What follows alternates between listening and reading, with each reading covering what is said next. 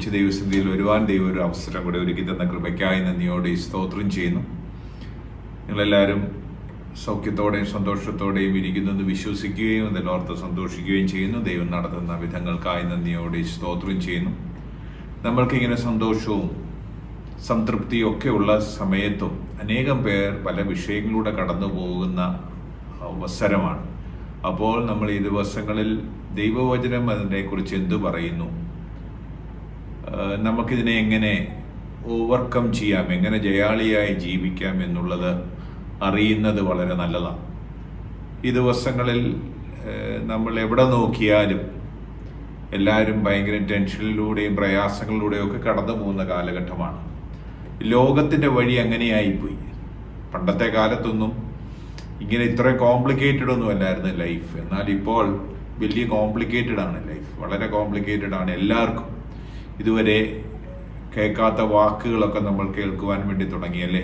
OCD എന്നും obsessive compulsive disorder എന്നൊക്കെ കേൾക്കുന്ന സമയമാണ്. ഒബ്സസീവ് കമ്പൾസീവ് ഡിസോർഡർ എന്നൊക്കെ കേൾക്കുന്ന സമയമാണ്. ഇതൊക്കെ സാധാരണ വാക്കുകളായിപ്പോയി. അതിനുവേണ്ടി കൗൺസിലിംഗ് നടത്തുന്നു, അങ്ങനത്തെ പല വിഷയങ്ങൾ. അതൊന്നും തെറ്റൊന്നുമല്ല, അങ്ങനെയൊക്കെ തന്നെ വേണം പോകുവാൻ. കാരണം ഇന്ന് കുഞ്ഞുങ്ങളാണേലും ചെറുപ്പക്കാരാണെങ്കിലും പ്രായമുള്ളവരാണേലും അവരൊക്കെ കടന്നു പോകുന്ന വേദനകൾ, വിഷമങ്ങൾ, ഉത്കണ്ഠ, ആങ്സൈറ്റി എന്നൊക്കെ പറഞ്ഞറിയിക്കാൻ മേലാത്ത വിഷയങ്ങൾ. അതിനോട് നേരെയൊന്നും ദൈവസഭകൾക്കും ദൈവദാസന്മാർക്കും ആർക്കും കണ്ണടയ്ക്കാൻ മേല. അപ്പോൾ ഇതിനെയൊക്കെ നമ്മൾ അഡ്രസ്സ് ചെയ്യേണ്ടത് വളരെ ആവശ്യമാണ്. അത് നമ്മൾ മനസ്സിലാക്കണം. അതിനുവേണ്ടി നമ്മൾ പ്രാർത്ഥിക്കണം. അതിനുവേണ്ടി നമ്മൾ എക്യുപ്ഡ് ആകണം. നമ്മൾ അതിന് തയ്യാറാകേണ്ടത് ആവശ്യമാണ്. എന്താണ് ഈ ഉത്കണ്ഠ? എന്താണ് ഈ ആങ്സൈറ്റി? നമ്മുടെ മാനസിക സമ്മർദ്ദത്തോട് നമ്മുടെ മസ്തിഷ്കം എങ്ങനെ ഇതിനെ ടാക്കിൾ ചെയ്യുന്നു, അല്ലെങ്കിൽ ഇതിനെ എങ്ങനെ കാണുന്നു എന്നുള്ളതാണ്, പ്രതികരിക്കുന്നു എന്നുള്ളതൊക്കെയാണ് ഈ ഉത്കണ്ഠയൊക്കെ കാണിക്കുന്നത്. അതൊരു അപകടത്തെ പറ്റിയൊക്കെ ഒരു മുന്നറിയിപ്പ് നൽകുന്ന, ഇത് നല്ലൊരു സിസ്റ്റമാണ്. എന്നാൽ ഇതങ്ങോട്ട് കൂടി, അതായത് മുമ്പേ വരുന്ന ഒരു ഭയം അല്ലെങ്കിൽ മുമ്പേ വരുന്ന ഒരു അപകടം, അതിനെക്കുറിച്ചൊരു ഭയം തന്നെ ഉണ്ടാവുകയും അതിനെക്കുറിച്ച് ഉത്കണ്ഠ ഉണ്ടാവുകയും ആ ഉത്കണ്ഠ നമ്മളെ ആ അപകടത്തിൽ നിന്ന് മാറ്റിക്കളയുവാനുള്ള ഒരു നോർമൽ സിസ്റ്റമാണ് ഉത്കണ്ഠ എന്ന് പറയുന്നത്. ആദ്യത്തെ ഉത്കണ്ഠയൊന്നും കുഴപ്പമില്ല. എന്നാൽ ഇതങ്ങോട്ട് വർദ്ധിച്ചു വരുമ്പോൾ ഇതൊരു ഫോബിയയായി മാറും, ഭയമായി മാറും. ഇത് നമ്മൾ ഒരിക്കലും കാണാത്ത രാക്ഷസന്മാർ നമ്മുടെ മുൻപിൽ വരും. നമ്മൾ ഭയത്താൽ വല്ലാത്ത അവസ്ഥയിലേക്ക് വരും. അപ്പോൾ ഇതിനെ ഫേസ് ചെയ്യാൻ മേല എന്ന് ചിന്തിച്ച് നമ്മൾ പല വിഷയങ്ങളിലേക്ക് പോകും. നമ്മുടെ ചിന്താകുലങ്ങൾ, നമ്മുടെ ചിന്തകളൊന്നും നമ്മൾ പിടിച്ചാൽ കിട്ടാത്ത രീതിയിൽ പോയി കളയും. അപ്പോൾ മുന്നോട്ട് പോകുമ്പോൾ ഇതിനെ നമ്മൾ പലപ്പോഴും ചിന്തിക്കാത്ത പല അവസ്ഥകളിലേക്ക് നമ്മളെ കൊണ്ടുപോയി കളയും. മരിച്ചു കളഞ്ഞാലോ, അല്ലെങ്കിൽ ഇനി ജീവിച്ചിട്ട് കാര്യമില്ല, നമ്മൾക്ക് ഇതിൽ നിന്ന് ജീവിതത്തിൽ നിന്നൊരു ഒളിച്ചോട്ടം, ഇതൊക്കെ സാധാരണ സംഭവിക്കുന്ന വിഷയമാണ്. അപ്പോൾ നമ്മൾ വളരെ പ്രാർത്ഥനയോടും വളരെ സൂക്ഷ്മതയോടും കൂടെ ഇതിനെ കൈകാര്യം ചെയ്യേണ്ടത് ആവശ്യമാണ്. അങ്ങനത്തെ ഒരു അവസ്ഥകളൊക്കെ വരുമ്പോൾ നമ്മുടെ ദൈവദാസന്മാർ, കൗൺസിലേഴ്സ് ഇവരെയൊക്കെ മീറ്റ് ചെയ്യേണ്ടത് ആവശ്യമാണ്. പല ഇതിൽ പറയുന്നത് ഈ ഒരു പാനിക് ഡിസോർഡറിനെ കുറിച്ച് പറയുന്നുണ്ട്. ആവർത്തിച്ചു വന്ന് ഈ പാനിക്കായിട്ട് നമ്മളെ തന്നെ എന്ത് ചെയ്യും, നമ്മളൊരു ഒരു രീതിയിലും നമ്മൾക്ക് നോർമലായിട്ടും ഒന്ന് ചിന്തിക്കാൻ മേലാത്ത അവസ്ഥയിലേക്ക് നമ്മളെ കൊണ്ടുപോകുന്നതാണ്. പിന്നെ പറയുന്നത് ഒബ്സസീവ് കമ്പൾസീവ് ഡിസോർഡർ. ഇതൊക്കെ പറയുന്നത് നമ്മൾ മുന്നോട്ട് എങ്ങനെയാണ് എന്നുള്ളൊരു ഭയം, പറയുന്ന നിർദ്ദിഷ്ടവും ആവർത്തിച്ചുള്ളതുമായ പെരുമാറ്റങ്ങൾ നടത്താൻ നിങ്ങളെ നയിക്കുന്ന യുക്തിരഹിതമായ ചിന്തകൾ ആവർത്തിച്ചു വരുന്നതിനെ അർത്ഥമാക്കുന്നു എന്നാണ് പറയുന്നത്. ഈ എന്ത് സംഭവിക്കും മുൻപിൽ? ഇപ്പോൾ ഫോർ എക്സാമ്പിൾ നമ്മുടെ മുൻപിൽ ഒരു യുദ്ധം സംഭവിച്ചുകൊണ്ടിരിക്കുക. ആ യുദ്ധം നമ്മുടെ ജീവിതത്തിലേക്ക് കടന്നു വന്ന് നമുക്ക് വിഷയമുണ്ടാകുമോ എന്നോർത്ത് ഭാരപ്പെട്ട്, അല്ലെങ്കിൽ ഒരു പ്രകൃതി ദുരന്തം, ഇപ്പോൾ വയനാട് ഒരു പ്രകൃതി ദുരന്തം നടന്നു, അത് അവിടെ നടന്നവർക്കുണ്ടായ പ്രയാസങ്ങളും കഷ്ടങ്ങളും കണ്ടോ, അത് ഇനിയും നമ്മുടെ ജീവിതത്തിലേക്ക് കടന്നു വരുമോ എന്ന് അമിതമായി ചിന്തിക്കുകയും ഭാരപ്പെടുകയും ചെയ്യുന്ന അവസ്ഥകളൊക്കെയുണ്ട്. അപ്പോൾ ഇതെല്ലാം നമ്മളുടെ മാനസിക നിലയെ തകർക്കുന്നതാണ്. അത് നമ്മൾ പ്രത്യേകം ചിന്തിക്കുകയും മനസ്സിലാക്കുകയും ചെയ്യണം. അപ്പോൾ ഇതൊരു ചെറിയ കാര്യമല്ല. അപ്പോൾ ഈ ആങ്സൈറ്റി, ഉത്കണ്ഠയെ എങ്ങനെ ദൈവവചനത്തിൻ്റെ അധികാരത്തിൽ നമ്മൾക്കിതിനെ കൺഫ്രണ്ട് ചെയ്യാൻ സാധിക്കും, എങ്ങനെ ഇതിനെ ഓവർകം ചെയ്യാൻ സാധിക്കും എന്നുള്ളതാണ് ഇന്ന് നിങ്ങളുടെ ഒത്ത് പങ്കിടുവാൻ വേണ്ടി ഞാൻ ആഗ്രഹിക്കുന്നത്. ദൈവവചനം എന്ന് പറയുന്ന ഒരു ഫുൾനെസ്സാണ്, പൂർണ്ണതയുള്ളതാണ്. എല്ലാത്തിനുമുള്ള ഒരു ഉത്തരം അതിനകത്തുണ്ട് എന്നുള്ളതിനകത്ത് ഒരു സംശയവുമില്ല. ദൈവം നടത്തുന്ന വഴികളൊക്കെ ഓർത്ത് നമ്മൾ പലപ്പോഴും സന്തോഷിക്കാറുണ്ട്. എന്നാൽ നമ്മളൊരു പ്രത്യേക അവസ്ഥയിലേക്ക് വന്ന് ആ അവസ്ഥ എന്നെ ഒരു വല്ലാത്ത ഒരു അവസ്ഥയിലേക്ക് തള്ളിക്കളയുമ്പോൾ പലപ്പോഴും നമ്മൾ ദൈവത്തെ മറക്കുകയും ദൈവവചനത്തിനെ മറക്കുകയും ഒക്കെ ചെയ്യും. നമ്മൾ ഈ ദാവീദിനെ കുറിച്ചൊക്കെ പഠിക്കുമ്പോൾ ദാവീദ് കടന്നുപോയ അവസ്ഥകളെന്നൊക്കെ ഭയങ്കരമായ അവസ്ഥകളാണ്. സങ്കീർത്തനത്തിന്റെ 6-7 ഒക്കെ ഇങ്ങനെയാ പറയുന്നത്: എൻ്റെ ഞരക്കം കൊണ്ട് ഞാൻ തകർന്നിരിക്കുന്നു, രാത്രി മുഴുവനും എൻ്റെ കിടക്കയെ ഒഴുക്കുന്നു, കണ്ണുനീർ കൊണ്ട് ഞാൻ എൻ്റെ കട്ടിലിനെ നനയ്ക്കുന്നു, ദുഃഖം കൊണ്ട് എൻ്റെ കണ്ണ് കുഴിഞ്ഞിരിക്കുന്നു, എൻ്റെ സകല വൈരികളും ഹേതുവായി ക്ഷീണിച്ചിരിക്കുന്നു. പിന്നെ സങ്കീർത്തനം 13 പറയുന്നു, 1-2 പറയുന്നത് യഹോവയെ എത്രത്തോളം നീ എന്നെ മറന്നുകൊണ്ടിരിക്കും, നീ എത്രത്തോളം നിന്റെ മുഖത്തെ ഞാൻ കാണാതെ വണ്ണം മറയ്ക്കും, എത്രത്തോളം ഞാൻ എൻ്റെ ഉള്ളിൽ വിചാരം പിടിച്ച് എൻ്റെ ഹൃദയത്തിൽ ദിവസം പ്രതി ദുഃഖം അനുഭവിക്കേണ്ടി വരും, എത്രത്തോളം എൻ്റെ ശത്രു എൻ്റെ മേൽ ഉയർന്നിരിക്കും. 142:4 പറയുന്നുണ്ട്, എന്നെ അറിയുന്നു, വലത്തോട്ട് നോക്കി കാണണമേ, എന്നെ അറിയുന്നവൻ ആരുമില്ലല്ലോ, ശരണം എനിക്ക് പോയിപ്പോയിരിക്കുന്നു, എൻ്റെ പ്രാണന് വേണ്ടി ആരും കരുതുന്നില്ല. അപ്പൊ ഈ 143 പറയുന്നുണ്ട്, ശത്രു എൻ്റെ പ്രാണനെ ഉപദ്രവിച്ചിരിക്കുന്നു, അവൻ എന്നെ നിലത്തിട്ട് തകർത്തിരിക്കുന്നു, പണ്ടേ മരിച്ചവരെ പോലെ അവൻ എന്നെ ഇരുട്ടിൽ പാർപ്പിച്ചിരിക്കുന്നു, ആകയാൽ എൻ്റെ മനം എൻ്റെ ഉള്ളിൽ വിഷാദിച്ചിരിക്കുന്നു, എൻ്റെ ഹൃദയം എൻ്റെ ഉള്ളിൽ സ്തംഭിച്ചിരിക്കുന്നു. അതായത് ഒരു സാധാരണ മനുഷ്യനേക്കാളും ഒക്കെ ഭീകരമായ അവസ്ഥയിൽ കൂടെയാണ് ദാവീദ് കടന്നുപോയത്.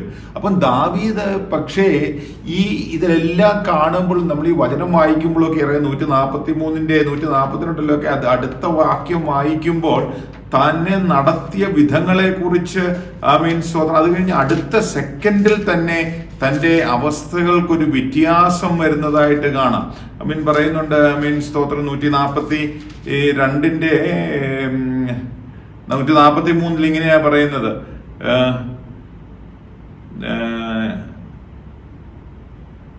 കണ്ടോ 5 പറഞ്ഞു, ഞാൻ എൻ്റെ പണ്ടത്തെ നാളുകളെ ഓർക്കുന്നു, നിന്റെ സകല പ്രവൃത്തികളെയും ഞാൻ ധ്യാനിക്കുന്നു, നിന്റെ കൈകളുടെ പ്രവൃത്തിയെ ഞാൻ ചിന്തിക്കുന്നു, ഞാൻ എൻ്റെ കൈകളെ നിങ്ങളിലേക്ക് മലർത്തുന്നു, വരണ്ട നിലം പോലെ എൻ്റെ പ്രാണൻ നിഷ്ഠമായി ദാഹിക്കുന്നു, യഹോവേ വേഗം നിനക്ക് ഉത്തരം വരലേണമേ. അപ്പോൾ ഒരു ഹോപ്പ്ലെസ്നെസ്സിന്റെയും തകർച്ചയുടെയും നടുവിൽ താൻ മനസ്സിലാക്കുന്ന ഒരു വിഷയമുണ്ട്, തനിക്ക് വേണ്ടി വെളിപ്പെട്ട് വരുന്ന ഒരു ദൈവത്തിന്റെ കരം. പ്രിയ എന്നെ കേൾക്കുന്നവർ ഓരോരുത്തരും ഈ ദിവസങ്ങൾ മനസ്സിലാക്കേണ്ട വിഷയമാണ്.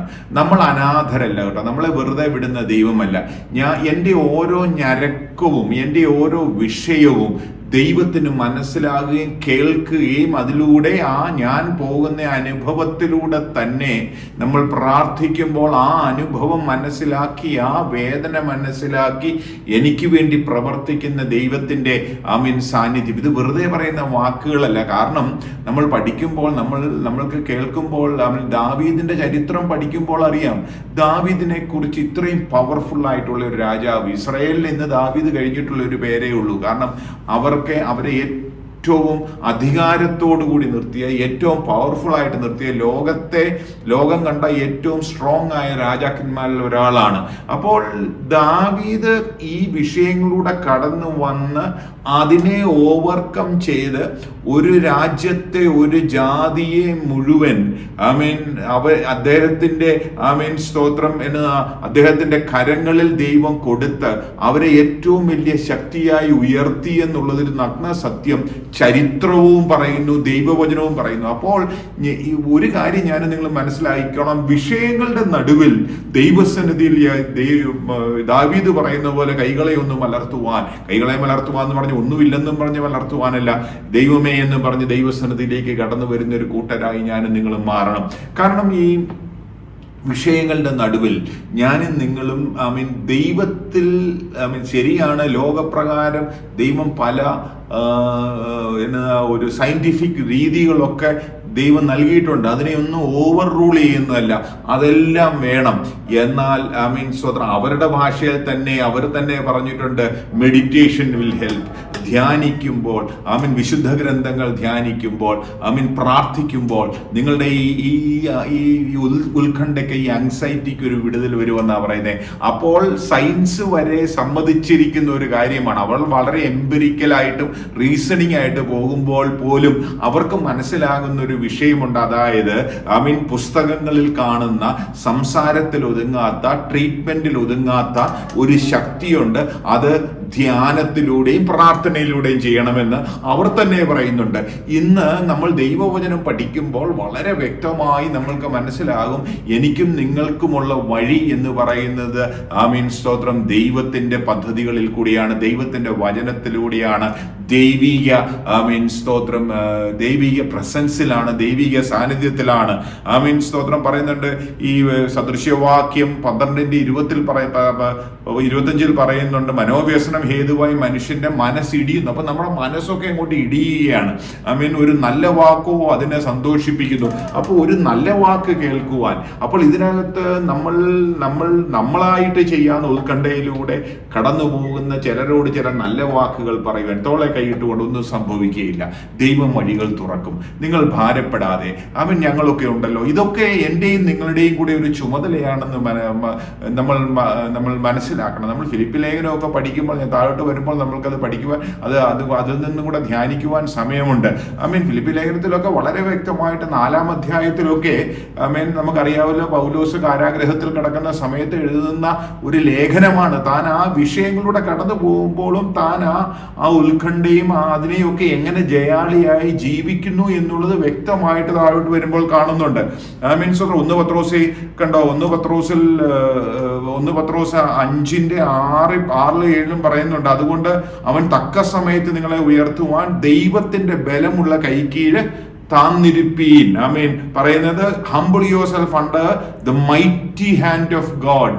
ദൈവത്തിന്റെ ബലമുള്ള കരങ്ങൾ. മൈറ്റി എന്നൊക്കെ പറയുമ്പോൾ അതായത് ഈ മൈറ്റിയുടെ അർത്ഥമൊക്കെ നമ്മൾ പഠിക്കുമ്പോൾ, അല്ല ബലത്തിന്റെ അർത്ഥമൊക്കെ പഠിക്കുമ്പോൾ നമുക്ക് ഈ അളവറ്റ ശക്തിയെ കുറിച്ച് എഫേസ്യ ലേഖനത്തിൽ പറയുന്നുണ്ട്. അതായത് മെഷർലെസ് സ്ട്രെങ്ത്. അതായത് നമ്മുടെ ഹ്യൂമൻ ബുദ്ധിക്കോ, നമ്മുടെ ഇന്നത്തെ മീറ്ററുകളുണ്ട്, പല കാര്യങ്ങളുണ്ടല്ലേ, നമ്മുടെ ഭൂമികുലുക്കത്തെ അളക്കുന്ന റിക്ടർ സ്കെയിലുകളുണ്ട്, അല്ലെങ്കിൽ മനുഷ്യനിർമ്മിതമായ സ്കെയിലുകളിൽ അളക്കാൻ മേലാത്ത ഒരു മൈറ്റി ഹാൻഡ് ഓഫ് ഗോഡിന് കീഴിൽ പറയുന്നത് കൈക്കീഴ് താണിരിക്കുവാൻ. അപ്പോൾ ഈ ഓൾവേസ് ഹാൻഡ് ഒക്കെ പറയുന്നത് നമ്മളെ അടിച്ചമർത്തുന്നതല്ല കാണിക്കുന്നത്, ക്രിസ്തു നമ്മളോട് ചേർത്ത് നിർത്തുന്ന ഈ ദൈവസ്നേഹം ഒന്ന് രുചിച്ചറിയുവാൻ വേണ്ടി പ്രത്യേകം നമ്മൾ ശ്രദ്ധിക്കുകയും പ്രാർത്ഥിക്കുകയും ചെയ്യണം നമ്മുടെ ജീവിതത്തിലേക്ക്. അതുകൊണ്ടാണ് വളരെ ഇമ്പോർട്ടൻ്റ് യേശു ക്രിസ്തുവിനെ സ്വന്തം രക്ഷിതാവായി സ്വീകരിക്കുവാൻ. ആ വാക്കൊക്കെ എത്ര മനോഹരമാണ്. സേവിയർ, രക്ഷിതാവ്, എന്നെ രക്ഷിക്കുന്നവൻ, എന്നെ താങ്ങുന്നവൻ, എന്നെ ഉയർത്തുന്നവൻ. ഇതൊക്കെ നമ്മൾ പഠിക്കുമ്പോൾ എത്ര മനോഹരമാണ്. Who will come like this, who will do like this? ആരുമില്ല. എനിക്ക് വേണ്ടി എൻ്റെ ക്രൂശിൽ ജീവൻ നൽകി എൻ്റെ ക്രിസ്തു മാത്രം.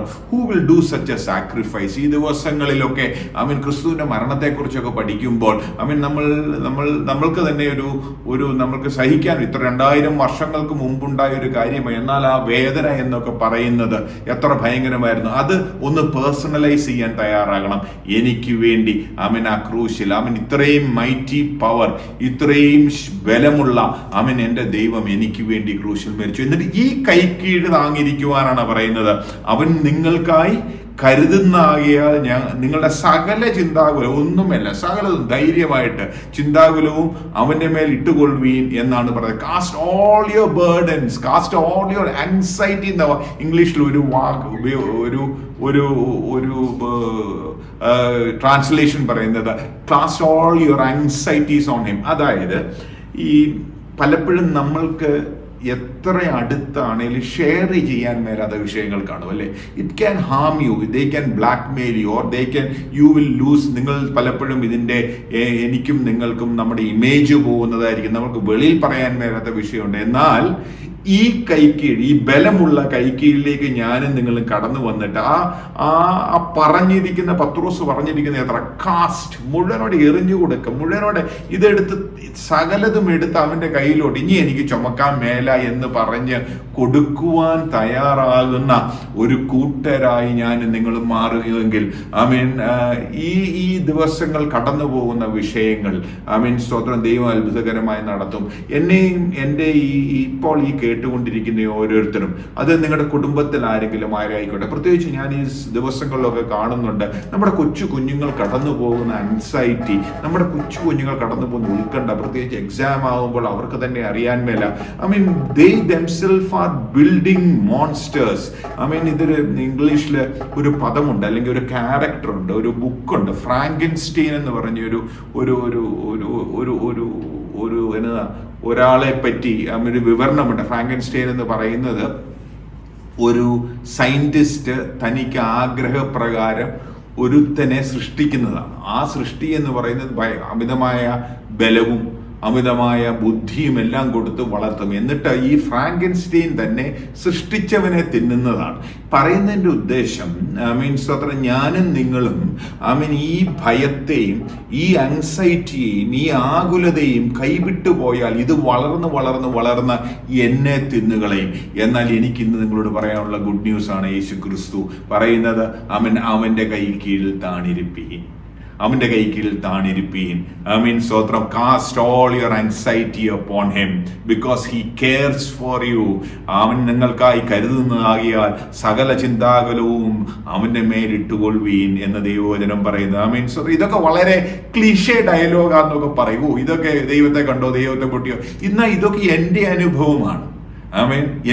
എനിക്ക് പറയാൻ പറ്റും. അതായത് നിങ്ങൾ പലപ്പോഴും പല വിഷയങ്ങളിലൂടെ കടന്നു പോകുന്നെന്ന് പറയുന്നത് ആ വിഷയങ്ങൾ വേറെ വല്ലവർക്കും വരുമ്പോൾ എന്നെ ദൈവം എങ്ങനെ അതിനകത്ത് വിടുവിച്ചു എന്ന് പറയുവാൻ ഇതൊരു കാരണമായി മാറും. എബ്രായർ 4:16 ഇങ്ങനെ പറയുന്നുണ്ട്, അതുകൊണ്ട് കരുണ ലഭിപ്പാനും തൽസമയത്ത് സഹായത്തിനുള്ള കൃപ പ്രാപിപ്പാനുമായി നാം ധൈര്യത്തോടെ കൃപാസനത്തിലേക്ക് അടുത്ത് ചെല്ലുക. Let us therefore draw nearer with boldness unto the throne of grace, that we may receive mercy and may find grace to help in time of need. അപ്പോൾ ഞാനും നിങ്ങൾക്ക് കടന്നു ചെല്ലാവുന്ന ഒരു സ്ഥാനമാണ് Kripasanam, the seat of grace, the throne of grace. അതായത് ആ അർത്ഥത്തിന്റെ, ആ വാക്കിന്റെ ഗാംഭീര്യം, അതിന്റെ അർത്ഥമൊക്കെ ഞാൻ നിങ്ങൾ മനസ്സിലാക്കണം. അതായത് there is nothing but grace. അവിടെ കൃപയല്ലാതെ വേറെ ഒന്നുമില്ല. നമ്മൾ അങ്ങോട്ട് കടന്നു ചെല്ലുമ്പോൾ അൺമെറിറ്റഡ് ഫേവർ, നമ്മുടെ മെരിറ്റുകൾ നോക്കാതെ, നമ്മൾ ചെയ്ത ഉപകാരങ്ങൾ നോക്കാതെ, നല്ല കാര്യങ്ങൾ നോക്കാതെ, അല്ലെങ്കിൽ നമ്മൾ ചെയ്ത ഒന്നും നോക്കാതെ എനിക്കും വേണ്ടി നിങ്ങൾക്കും വേണ്ടി ചൊരിയുന്ന ഒരു കൃപയാണ്. കൃപ എന്ന് പറയുന്ന അൺമെറിറ്റഡ് ഫേവർ. അതായത് പിന്നെ വേറെ ഒന്നുമില്ല, ഈ ഒരു ഫേവർ മാത്രം എനിക്ക് വേണ്ടി ഒരുക്കുന്ന ദൈവത്തെക്കുറിച്ച് നമുക്ക് കാണുവാൻ വേണ്ടി സാധിക്കും. അപ്പോ ഇന്ന് നിങ്ങൾ ഇന്ന് ഉത്കണ്ഠയിലൂടെ കടന്നു പോകുന്നുണ്ടോ? ഇന്ന് വിഷയങ്ങളിലൂടെ കടന്നു പോകുന്നുണ്ടോ? ഡെഫിനറ്റ്ലി നിങ്ങൾക്കൊരു കൗൺസിലിംഗ് വേണമെങ്കിൽ നിങ്ങൾ കൗൺസിലിങ്ങിന് പോകുക തന്നെ ചെയ്യണം. അതൊന്നും അതിനകത്തൊന്നും തെറ്റു പറയുന്നില്ല. എന്നാൽ ഇതിൽ നിന്നും ഒക്കെ അവർ തന്നെ റെക്കമെൻഡ് ചെയ്യുന്നത് പോലെ ഈ ദിവസങ്ങളിൽ ഈ സത്യേക ദൈവത്തിലേക്ക് ഞാൻ നിങ്ങളൊന്ന് കടന്നു വരുവാൻ വേണ്ടി തയ്യാറാണോ? എബ്രായ ലേഖനം 4 നമുക്കൊക്കെ അറിയാവുന്ന ഒരു വാക്യമാണ് കേട്ടോ. 4 അധ്യായം അതിന്റെ 6ഉം 7ഉം ഇങ്ങനെ പറയുന്നത്, ഒന്നിനെ കുറിച്ചും വിചാരപ്പെടരുത്, എല്ലാറ്റിലും പ്രാർത്ഥനയാലും അപേക്ഷയാലും നിങ്ങളുടെ ആവശ്യങ്ങൾ സ്തോത്രത്തോടുകൂടെ ദൈവത്തോട് അറിയിക്കുക അത്രേ വേണ്ടത്. എന്നാൽ സകല ബുദ്ധിയെയും കവിയുന്ന ദൈവസമാധാനം നിങ്ങളുടെ ഹൃദയങ്ങളെ നിലവുകളെയും ക്രിസ്തുയേശുവിങ്കൽ കാക്കും. പറയുന്നത് വളരെ വളരെ വ്യക്തമായിട്ടാണ് പറയുന്നത്. Do not be anxious about anything but in everything by prayer and supplication with thanksgiving let your request made known to God and the peace of God which surpasses all human understanding will guard your hearts and your mind in Christ. അപ്പം ദൈവം എത്ര ധൈര്യമായിട്ടാണ് പൗലോസ് ഇത് പറയുന്നെന്ന് ഓർത്തോണം. അവൻ കർത്താവ് പിന്നെ 4ാമത്തെ വാക്യം പറഞ്ഞ, കർത്താവിൽ എപ്പോഴും സന്തോഷിപ്പിൻ എന്ന് ഞാൻ നിന്നെ പറയുന്നു. കണ്ടോ? അപ്പം ഹി നോസ് ഈ ദൈവസന്നിധിയിൽ സന്തോഷമുണ്ട്. അപ്പൊ കാരണം എന്തുകൊണ്ടാണ് സന്തോഷിക്കാൻ പറയുന്നത്? കാരണം മാനുഷിക ബുദ്ധിക്ക് അപ്പുറത്ത് പ്രവർത്തിക്കുന്ന ഒരു സമാധാനം, ഒരു സന്തോഷം എൻ്റെ ഉള്ളിലേക്ക് സെറ്റിൽ ചെയ്യുകയും എന്നെയും നിങ്ങളെയും ജയാളിയായി സന്തോഷത്തോടെ നടത്തുകയും ചെയ്യുന്നു എന്നുള്ളത് വളരെ വ്യക്തമാണ്. നമ്മൾ താഴോട്ട് വായിക്കുമ്പോൾ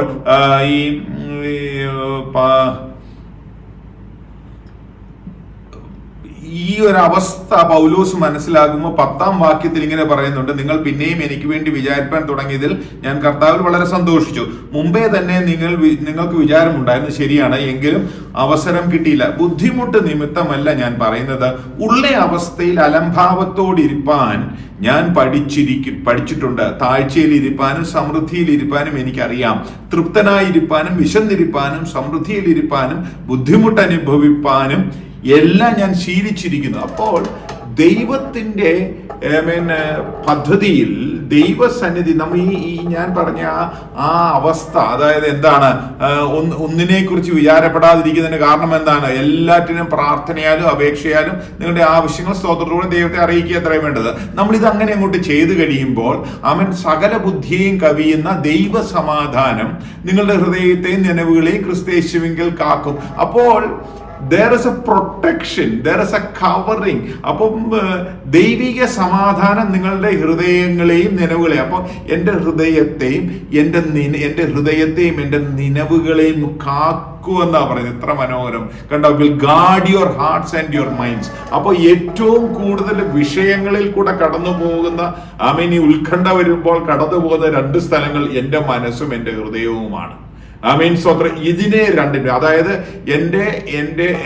എൻ്റെ റീസണിങ് പവർ, എൻ്റെ ബുദ്ധി, എൻ്റെ മാനസിക സംഘർഷങ്ങൾ, അതങ്ങോട്ട് നമ്മൾ സയൻസ് ഇസ് വെരി ക്ലിയർ. നമ്മൾ ഈ മെന്റൽ സ്ട്രെസ് ആണ് പല അസുഖങ്ങളിലേക്ക്, അത് BP ആയിക്കോട്ടെ, ഡയബറ്റിസ് ആയിക്കോട്ടെ, കാർഡിയാക് ഇഷ്യൂസ് ആയിക്കോട്ടെ, ഇതിനൊക്കെ മൂല കാരണം എന്ന് പറയുന്നത് സഹിക്കാൻ മേലാത്ത സ്ട്രെസ്സാണ്. സ്വന്തം എന്നാൽ ദൈവവചനം ഇവിടെ വളരെ വ്യക്തമാണ് പറയുന്നത്, സകല ബുദ്ധിക്ക്, അതായത് മാനുഷിക ബുദ്ധിക്ക് മനസ്സിലാകത്തില്ല. കവിയുന്ന ഒരു ദൈവ സമാധാനമുണ്ട്, ഒരു പീസ് ഉണ്ട്, ഒരു ശാലോമുണ്ട്.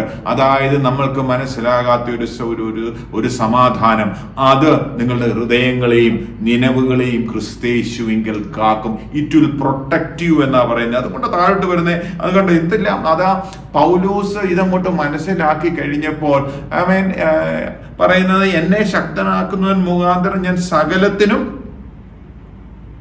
മതിയാകുന്നു. The one who strengthens me. Beautiful actually പറയുന്നത്. ഇംഗ്ലീഷിൽ ഇങ്ങനെയാണ് പറയുന്നത്. പറയുന്നത് ഐ നോ, താഴോട്ട് വരുമ്പോൾ 13-ാമത്തെ വാക്യം ഇങ്ങനെയാണ്, I can do all things through him who strengthens me. അപ്പോ പിന്നെ ഞാൻ ഈ വിഷയങ്ങളെ കൈകാര്യം ചെയ്യുന്നത് ഞാൻ ഒറ്റയ്ക്കല്ല. It is with him. എന്നെ ശക്തനാക്കുന്നവൻ, എൻ്റെ മനസ്സിനെ കാക്കുന്നവൻ, എൻ്റെ ഹൃദയത്തെ കാക്കുന്നവൻ. എന്ത് വെച്ച് കാക്കുന്നത്? ആ സമാധാനം, ആ ശാലോം. ദൈവം ഏത് സമാധാനം? ഇവിടെ നിന്ന് പോയപ്പോൾ എൻ്റെ സമാധാനം ഞാൻ നിങ്ങൾക്ക് തന്നയിച്ചു പോകുന്നു എന്ന് പറഞ്ഞ അതേ സമാധാനം. അതിനെപ്പറ്റിയൊക്കെ നമ്മൾ ചിന്തിക്കണം. How is it possible to give something like peace here? ഇത് ഏതാണ്ടൊരു സമ്മാനം പൊതിഞ്ഞു കെട്ടി കൊടുക്കുന്നത് പോലെ, അല്ലെങ്കിൽ തൻ്റെ ഉള്ളിലുള്ളതിനെ പൂർണ്ണമായും കൊടുക്കുന്നത് പോലെ. അപ്പോൾ ഈ സമാധാനമാണ് ഞാൻ നിങ്ങളും അനുഭവിക്കുവാൻ വേണ്ടി പോകുന്നത്. അപ്പോൾ ഈ ഉത്കണ്ഠയുടെ നടുവിൽ ഇത് നമ്മൾ അനുഭവിക്കാൻ പോകുന്ന സമാധാനം ഇതായിരിക്കട്ടെ എന്ന് പ്രാർത്ഥിക്കുകയും ദൈവസന്നിധിയിൽ ഏൽപ്പിക്കുകയും ചെയ്യുന്നു. കണ്ടോ? എങ്കിലും കണ്ടോ, എല്ലാം താഴോട്ട് വരുമ്പോഴത്തേക്കോ കാണാം. 18-ാമത്തെ വാക്യം പറയുന്നത്, ഏത് ജയിലിൽ കിടക്കുന്ന അദ്ദേഹമാണ് പറയുന്നത്, ഇപ്പോൾ എനിക്ക് വേണ്ടുന്നത് എല്ലാം ഉണ്ട്, സമൃദ്ധിയായിരിക്കുന്നു. നിങ്ങൾ അയച്ചു തന്നത് സൗരഭ്യവാസനയായ ദൈവത്തിന് പ്രസാദവും സുഗ്രാഹ്യമായ യാഗമായ എപ്പഫ്രോദിത്തോസിന്റെ കയ്യാൽ ഞാൻ പ്രതിഗ്രഹിച്ച് തൃപ്തനായിരിക്കുന്നു. എൻ്റെ അടുത്ത വാക്യമാണ്, എൻ്റെ ദൈവമോ നിങ്ങളുടെ ബുദ്ധിമുട്ടൊക്കെയും മഹത്വത്തോടെ തന്റെ ധനത്തിനൊത്തവണ്ണം ക്രിസ്തയേശുവിൽ പൂർണ്ണമായും തീർത്തു തരും. പറയുന്നത് 19th verse ഇങ്ങനെ പറയുന്നത്, and my God will supply every need of yours. കുറച്ചെന്നല്ല പറയുന്നത്. അപ്പൊ there has to be a need. ഒരാവശ്യം വരണം. According to his riches and glory in Christ. ദൈവത്തിന്റെ ഒരു എന്താ പറയുന്നത് റിച്ചസ് ഓഫ് ഹിസ് കൈൻഡ്നെസ്. റോമർ എഴുതിയ 2:4 ഇങ്ങനെ പറയുന്നുണ്ട്. റോമർ എഴുതിയ ലേഖനം 2:4 ഇങ്ങനെ പറയുന്നുണ്ട്. സ്തോത്രം 2:4 നമ്മൾ വായിക്കുമ്പോൾ ഇങ്ങനെയാണ് പറയുന്നത്, റിച്ചസ് ഓഫ് കൈൻഡ്നെസ് എന്നാ പറയുന്നത്. ഞാൻ എടുത്തോട്ടെ. അല്ല, ദൈവത്തിന്റെ ദയ, ദൈവത്തിന്റെ ദയ നിന്നെ മാനസാന്തരത്തിലേക്ക് നടത്തുമെന്നും അറിയാതെ നീ അവന്റെ ദയ, ക്ഷമ, ദീർഘശാന്തി എന്നിവയുടെ ഐശ്വര്യം നിരസിക്കുന്നുവോ? അപ്പൊ ഇത് നിരസിക്കരുത്. റോമർ എഴുതിയ ലേഖനത്തിൽ പറയുന്നുണ്ട് ദയ, സമാധാനം, ഇതെല്ലാം നമ്മൾക്ക് ഒരു ഓപ്പൺ പ്ലാറ്ററിൽ സ്തോത്രം നമ്മുടെ മുമ്പിൽ വരികയാണ്. അപ്പൊ അതുകൊണ്ട് പറയാണ്, and my God will supply every need of your, സകലതും ബുദ്ധിമുട്ടൊക്കെയും തന്നെ മഹത്വത്തോടെ തന്റെ ധനത്തിനൊത്തവണ്ണം ക്രിസ്തയേശുവിൽ പൂർണ്ണമായും തീർത്തു വരും. അപ്പൊ നമുക്ക് വീണ്ടും ദൈവവചനം നമ്മൾ ശ്രദ്ധിക്കുമ്പോൾ വേറെ ആർക്കുമില്ലാത്ത, വേറെ ആർക്കും കിട്ടാത്ത സ്തോത്രം ഒരു വലിയ ഓപ്പർച്യൂണിറ്റി, ഒരു വലിയ ബ്ലെസ്സിങ് ദൈവം എനിക്ക് നിങ്ങൾക്ക് നൽകിയിട്ടുണ്ട്. അതല്ലേ പറയുന്നത്? സ്തോത്രം. അതുകൊണ്ട് ഭയപ്പെടാതെ ദൈവസന്നിധിയിലേക്ക് നമ്മൾ കടന്നു വരുവാൻ വേണ്ടി തയ്യാറാകണം. സ്തോത്രം. അത് ഉത്കണ്ഠയുടെ തരങ്ങൾ എന്ത് തന്നെ ആയിക്കോട്ടെ, അത് വിദ്യാഭ്യാസത്തിന്റെ വിഷയങ്ങളായിക്കോട്ടെ, അത് സാമ്പത്തികത്തിന്റെ വിഷയങ്ങളായിക്കോട്ടെ, അത് കുഞ്ഞുങ്ങളുടെ വിഷയങ്ങളായിക്കോട്ടെ, എന്ത് വലിയ തകർച്ച, നമ്മൾക്ക് ചിന്തിക്കാൻ പോലും മേലാത്ത അവസ്ഥകളായിരിക്കുമ്പോൾ, ഫോർ എക്സാമ്പിൾ, നിങ്ങളിപ്പോൾ ഒരു വലിയ സാമ്പത്തിക തകർച്ചയിലാണ്. നമ്മൾ ലോകം മുഴുവൻ പറഞ്ഞു നിങ്ങൾ നന്നാകുകയില്ല, നിങ്ങൾ രക്ഷപ്പെടുകയില്ല. എന്നാൽ ഈ വചനം, ഈ ദൈവത്തിന്റെ വചനം നമ്മളെ ശക്തമാക്കണം. നമ്മളിത് വിശ്വസിച്ച് ഏറ്റെടുക്കണം. അപ്പോൾ അതങ്ങോട്ട് വിശ്വസിച്ച് ഏറ്റെടുക്കുമ്പോൾ ദൈവം വഴികൾ തുറക്കുവാൻ വേണ്ടി തുടങ്ങും. ഞാൻ ആദ്യം നിങ്ങളോട് സംസാരിച്ചുകൊണ്ടിരുന്നപ്പോൾ പറഞ്ഞതുപോലെ, why did the modern day psychologists talk about meditation and prayer? They knew, അവർക്കറിയാവുന്ന ഒരു കാര്യമുണ്ടായിരുന്നു. അതായത് ഞങ്ങളുടെ ആ ബുദ്ധിക്ക് അപ്പുറത്ത് പ്രവർത്തിക്കുന്ന ഒരു ദൈവശക്തിയുണ്ട്, ഒരു സൂപ്പർ നാച്ചുറൽ പവർ ഉണ്ട്. അത് ഞങ്ങൾക്ക് ചെയ്യാൻ മേലാത്ത, I am not undermining them, I respect them. അവർ ചെയ്യുന്ന പ്രവൃത്തി വലുതാണ്, സൈക്കോളജിസ്റ്റുകൾ, അതിനകത്തൊന്നും ഒരു സംശയവുമില്ല. എന്നാൽ അതിൻ്റെ അപ്പുറത്ത് പ്രവർത്തിക്കുന്ന ഒരു ദൈവിക സമാധാനമുണ്ട്. അപ്പൊ ഇതിനകത്തെ the key thing in your life, ഇന്ന് കടന്നു പോകുന്ന വിഷയങ്ങൾ നമ്മൾ ഫ്രസ്ട്രേറ്റഡ് ആയിട്ട് ദൈവസന്നിധിയിലേക്ക് കടന്നു വരണമെന്നല്ല പറയുന്നത്, അണ്ടർസ്റ്റാൻഡിങ്, മനസ്സിലാക്കണം. ക്രിസ്തു എൻ്റെ സ്വന്തം രക്ഷിതാവായി ഞാൻ സ്വീകരിക്കുന്നു എന്ന് പറയുമ്പോൾ, I accept Jesus Christ as my personal Xavier എന്ന ഒരു വാക്ക് ഞാൻ പറയുമ്പോൾ, എൻ്റെ ജീവിതത്തിലേക്ക് കടന്നു വരുന്ന ഈ രക്ഷിതാവിൻ്റെ അനുഭവങ്ങൾ അനുഭവിച്ച് തന്നെ നമുക്ക് കഴിയുവാൻ വേണ്ടി സാധിക്കും. നമ്മൾ ഈ ദൈവവചനം പഠിക്കുമ്പോൾ അറിയാം, യേശുക്രിസ്തു എൻ്റെ ഉള്ളിലേക്ക് കടന്നു വന്നു കഴിഞ്ഞാൽ പിന്നെ ഇത് രണ്ടല്ല, ഒന്നായി. ഞാനും ക്രിസ്തുവും ഒന്നായി. അതെല്ലാം പലപ്പോഴും നമ്മൾ പല വചനങ്ങളിലൂടെ കേട്ടിട്ടുള്ളതാണ്. അപ്പോൾ he becomes part of me. He comes into my heart. ഞാൻ വാതിൽക്കൽ വന്ന് നിന്ന് മുട്ടുന്നു എന്നാ പറയുന്നത്. അപ്പോൾ നിങ്ങൾ എൻ്റെ വാതിൽ തുറക്കുമ്പോൾ ഞാൻ നിങ്ങളുടെ ഉള്ളിലേക്ക് കടന്നു വരാം. അപ്പം he will not force himself inside you. എന്നാൽ ഇന്ന് വിഷയങ്ങളിലൂടെ കടന്നു പോകുമ്പോൾ ഒന്ന് പറയാൻ പറ്റും, എൻ്റെ ഹൃദയത്തിലേക്ക് ക്രിസ്തുവെ ഒന്ന് കടന്നു വരണം, ഇന്ന് ഈ സമാധാനം എനിക്ക് കിട്ടണം. ഞാൻ കടന്നു പോകുന്ന വിഷയങ്ങൾ, പൗലോസിന്റെ കാര്യങ്ങൾ നമ്മൾ എത്ര പഠിച്ചാലും അത് മതിയാകില്ല. 2 കൊരിന്ത്യർ 11-ാം അധ്യായത്തിലൊക്കെ നമ്മൾ പഠിക്കുമ്പോൾ സ്തോത്രം, ഇതൊക്കെ നമ്മൾ വളരെ കേട്ടിട്ടുള്ള, എന്നാലും സ്തോത്രം അത് വായിക്കുവാൻ മാത്രം ഉള്ളതാണ്. താൻ കടന്നു പോകുന്ന ചില വിഷയങ്ങളുണ്ട്. പറയുന്ന കണ്ട 2 കൊരിന്ത്യർ 11-ന്റെ ഇവിടെ പറയുന്നുണ്ട്. സ്തോത്രം 7-ാമത്തെ വാക്യം പറയുന്നത്, വെളിപ്പാടിന്റെ ആധിക്യത്താൽ 2 കൊരിന്ത്യർ 12:7, വെളിപ്പാടിന്റെ ആധിക്യത്താൽ ഞാൻ അതിയായി നിഗളിച്ചു പോകാതിരിക്കാൻ എനിക്ക് ജഡത്തിൽ ഒരു ശൂലം തന്നിരിക്കുന്നത്. അപ്പൊ താൻ അനുഭവിക്കുന്ന ഒരു വേദനയുണ്ട്. വേദപണ്ഡിതന്മാർ അതിനെക്കുറിച്ച് പലത് പറയുന്നുണ്ട്. തന്റെ ശരീരത്തിൽ അനുഭവിച്ച ഒരു രോഗമാണ്, താൻ അനുഭവിച്ച ചില വിഷയങ്ങളാണ്. അത് സൊസൈറ്റിയുമായി ബന്ധപ്പെട്ട് നിന്നതാണ്, കുടുംബജീവിതവുമായിട്ട് ബന്ധപ്പെട്ടതാണ്, അത് എന്തെങ്കിലും ആയിക്കോട്ടെ. അപ്പം ഒരു കാര്യമുണ്ട്, താൻ അനുഭവിക്കുന്ന ഒരു ഉത്കണ്ഠയുണ്ടായിരുന്നു, താൻ അനുഭവിക്കുന്ന ഒരു സഹിക്കാൻ മേലാത്ത ഒരു വേദന ഉണ്ടായിരുന്നു. ഇപ്പൊ ഞാൻ ഇന്നത്തെ ഭാഷയിൽ പറഞ്ഞാൽ അന്നത്തെ ഒരു ഒബ്സസീവ് കമ്പൾസീവ് ഡിസോർഡർ ആയി OCD ആകാം എന്ന് ഞാൻ അങ്ങ് ചിന്തിക്കുകയാണ്. അപ്പോൾ താൻ സഹിക്കാൻ മേലാതെ ഇരുന്ന് കഴിഞ്ഞപ്പോൾ തനിക്ക് ഭൂമിയിൽ നിന്നും കൂട്ടത്തിൽ നിന്നും ഒരു സമാധാനവും ഇല്ലാതിരുന്നു കഴിഞ്ഞപ്പോൾ താൻ കടന്നു ചെല്ലുന്ന ഒരു സാഹചര്യമുണ്ട്. എന്താണ് പറയുന്നത്? അപ്പം പറഞ്ഞു, ഞാൻ നിഗളിച്ചു പോകാതിരിക്കേണ്ടത് എന്നെ കുത്തുവാൻ സാത്താന്റെ ദൂതനെ തന്നെ, അത് എന്നെ വിട്ട് നീങ്ങേണ്ടതിന് ഞാൻ 3 വട്ടം കർത്താവിനോട് അപേക്ഷിച്ചു. 3 times I asked God. 3 തവണ ദൈവസന്നിധിയിലേക്ക് കടന്നു എന്ന്, കർത്താവേ കഴിയുമെങ്കിൽ ഈ ശൂലം, ഈ വേദന, ഈ ആങ്സൈറ്റി, ഉത്കണ്ഠ, എന്നെ തകർക്കുന്ന, എൻ്റെ മനസ്സിനെ തകർക്കുന്ന, ആമേൻ, എന്നെ ഇല്ലാതാക്കാൻ നോക്കുന്ന ഈ വേദനയിൽ നിന്ന്, ഈ ഭാരത്തിൽ നിന്ന് എന്നെ വിടുവിക്കണമേ. അപ്പോൾ പറയുന്നത്, അപ്പോൾ എൻ്റെ കൃപ അപേക്ഷിച്ച് അവൻ എന്നോട്, അവൻ ദൈവത്തിന്റെ ശബ്ദം, ദൈവത്തിന്റെ വചനം വളരെ വ്യക്തമായി പൗലോസിന് ഇടപെടുകയാണ്. എന്താണ് പറയുന്നത്? എൻ്റെ കൃപ നിനക്ക് മതി, എൻ്റെ ശക്തി ബലഹീനതയിൽ തികഞ്ഞു വരുന്നു എന്ന് പറഞ്ഞു. നീ ഭയപ്പെടേണ്ട, നീ അനുഭവിക്കാതെ. പറഞ്ഞല്ലോ, ആ പത്രോസിൽ പറയുന്നുണ്ടല്ലോ, എൻ്റെ ബലമുള്ള കൈകളിൽ താണിരിപ്പീൻ എന്ന് പറയുന്ന ആ ബലം, ആ മെഷർലെസ് സ്ട്രെങ്ത്, നമ്മുടെ സ്കെയിലുകളിൽ അളക്കുവാൻ മേലാത്ത ആ മെഷർലെസ് സ്ട്രെങ്ത് നിന്റെ ഉള്ളിലേക്ക് കടന്നു വന്ന് പറയുന്നത്, എൻ്റെ ശക്തി ബലഹീനതയിൽ തികഞ്ഞു വരുന്നു, ആകയാൽ ക്രിസ്തുവിന്റെ ശക്തിയും എൻ്റെ മേൽ ആവസിക്കേണ്ടതിന്. അപ്പം ഈ ശക്തി അങ്ങോട്ട് അനുഭവിച്ചു കഴിഞ്ഞപ്പോൾ പറയുന്നത് തൻ്റെ ബലഹീനതയൊന്നുമല്ല. അടുത്ത വാക്യം വളരെ ഇൻട്രസ്റ്റിംഗ് ആണ്. ആകയാൽ ക്രിസ്തുവിന്റെ ശക്തി എൻ്റെ മേൽ ആവസിക്കേണ്ടതിന് ഞാൻ അതിസന്തോഷത്തോടെ എൻ്റെ ബലഹീനതകളിൽ പ്രശംസിക്കും.